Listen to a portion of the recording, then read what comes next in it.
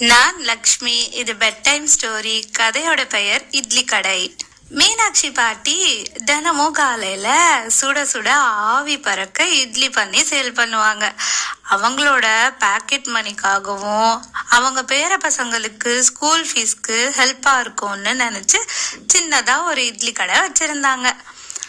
அவங்க இட்லி கடையில என்ன ஸ்பெஷல்னா, கவலையோட வரவங்களுக்கு பாட்டி ஃப்ரீயா ஒரு எக்ஸ்ட்ரா இட்லி தருவாங்களாம். மீனாட்சி பாட்டி கடைக்கு ஒரு நாள் ரிக்குன்னு ஒரு சின்ன பையன் வந்தான். ரொம்ப சோகமா வந்து சாப்பிட்டான். மீனாட்சி பாட்டி, என்ன ஆச்சுப்பா, ஏன் சோகமா இருக்க அப்படின்னு கேட்டாங்க. ரிக்கு சொன்னா, ஒன்னும் இல்ல பாட்டி, என் ஃப்ரெண்டு கூட சண்டை. சரி, நீங்க இட்லி கொடுங்க அப்படின்னு கேட்டானா. அந்த பாட்டி அவனுக்கு 3 இட்லி வச்சாங்க. ரிக்கு கேட்டான், என்ன பாட்டி, எப்பவும் 2 இட்லி தானே கொடுப்பீங்க, இன்னைக்கு 3 இட்லி கொடுத்துருக்கீங்க அப்படின்னு கேட்டானா.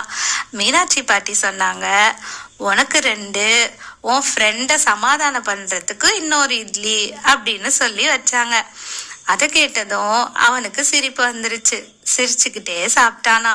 ஒரு இட்லிய ஃப்ரெண்டுக்காக எடுத்துட்டு போனான். அவன் போகும்போது போற வழியில ரோட்ல வர காரை கவனிக்காம ரோட கிராஸ் பண்றதுக்கு போனான். அப்போ ஒரு சின்ன பூனை அவனோட பேண்ட்டை பிடிச்சி இழுத்துச்சான். அப்போ அவன் நகர முடியாம நின்னான். அப்புறம்தான் கவனிச்சான் அவன் பக்கத்துல கார் வந்தத. அச்சோ, நாமள எவ்வளோ பெரிய ஆபத்துல இருந்து இந்த பூனை நம்மள காப்பாத்திருக்கு அப்படின்னு சொல்லி அந்த பூனைய அவனோட வீட்டுக்கு எடுத்துட்டு போய் வளர்க்க ஆரம்பிச்சான். அவன் ஃப்ரெண்டுக்குன்னு கொண்டு வந்த இட்லியும் பூனைக்கே சாப்பிட கொடுத்துட்டான். அப்புறம் கொஞ்சம் பாலும் வச்சான். அடுத்த நாள் இட்லி சாப்பிட பாட்டி கடைக்கு போனான். சோகமாவே இருந்தான்.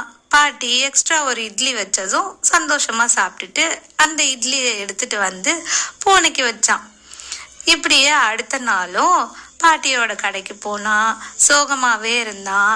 மீனாட்சி பாட்டி கேட்டாங்க, என்ன ஆச்சு, இன்னும் உன் நண்பன் கூட சண்டை சரியாகலையா? நான் தினமும் கொடுத்த இட்லிய நீ உன் ஃப்ரெண்டுக்கு கொடுத்துமா அவன் இன்னும் சரியாகல அப்படின்னு கேட்டாங்க. ஆமா பாட்டி, அவன் இன்னும் என்கிட்ட பேசல அப்படின்னு சொன்னான். சரி, நீ உன் ஃப்ரெண்ட இங்க கூட்டிட்டு வா, நான் சரி பண்றேன் அப்படின்னு மீனாட்சி பாட்டி சொன்னாங்க. சரி பாட்டி, அப்போ இட்லி கொடுக்க மாட்டீங்களா அப்படின்னு கேட்டான். இல்ல, தரமாட்டேன், நீ இப்பவே போய் உன் ஃப்ரெண்ட கூட்டிட்டு வா அப்படின்னு சொன்னாங்க. ரிக்குக்கு பயம் வந்துருச்சு. அச்சோ, நாம பாட்டி கிட்ட மாட்டிக்க போறோம், போச்சு, பாட்டி நம்மள என்ன பண்ண போறாங்களோ தெரியலையே அப்படின்னு பயந்துகிட்டே பூனையை எடுத்துட்டு பாட்டி கடைக்கு வந்தான். மீனாட்சி பாட்டி கேட்டாங்க, எங்க உன் ஃப்ரெண்டு, கூட்டிட்டு வரலையா அப்படின்னு கேட்டாங்க. ரிக்கு சொன்னா, கூட்டிட்டு வந்திருக்கேன் பாட்டி, இவன் தான் என் ஃப்ரெண்டு அப்படின்னு சொன்னதும் பாட்டிக்கு ஒரே சிரிப்பு. இந்த பூனைக்காக தான் நீ தினமும் என்கிட்ட பொய் சொல்லி இட்லி வாங்கிட்டு போனியா அப்படின்னு கேட்டாங்க.